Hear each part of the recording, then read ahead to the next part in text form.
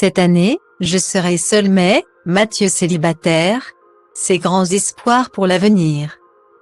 Ce jeudi 12 janvier, sur le plateau du 6 à 7, émission diffusée sur C8, Mathieu Delormeau a évoqué sa situation sentimentale. Disons qu'en 2023, j'ai décidé d'être la meilleure version de moi-même, de tout réussir professionnellement. A-t-il expliqué à ses camarades, avant de faire un rapprochement avec la carrière du pilote de Formule 1 Lewis Hamilton. Première année, il est chez McLaren. Il sort avec une membre des Pussycat Dolls et il foire son championnat. Point.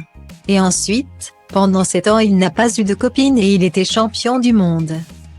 A-t-il déclaré, avant de faire un parallèle avec sa propre situation et de laisser entendre qu'il serait désormais célibataire. Cette année je serai seul mais je serai champion du monde. Guillemets. Voilà ce qui a le mérite d'être clair, lui qui se confiait déjà en novembre dernier sur ses problèmes de couple.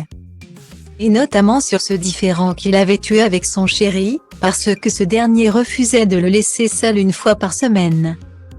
Par peur qu'il le trompe. Au mois de juin, l'ancien animateur de NRJ12 expliquait ne pas croire à la fidélité dans une relation. Avant de, quelques semaines plus tard, révéler qu'il avait eu des plans à plusieurs. Lors d'un séjour estival du côté de Mykonos. Et il aurait donc décidé de faire cavalier seul pour cette nouvelle année. Style Diva place Holdé à 1 et à 1, 8 300 px, minimum et 250 px, at Media Screen End, minimum 8. 990 px, Div. A place Holdé à 1 et à 1, 8 620 px, minimum et 350 px, style. À noter, que quelques instants après avoir fait cette révélation à ses camarades, il a expliqué à Cyril Hanouna qu'elle était, selon lui, le pire tue l'amour. Contrairement à ce que tu penses.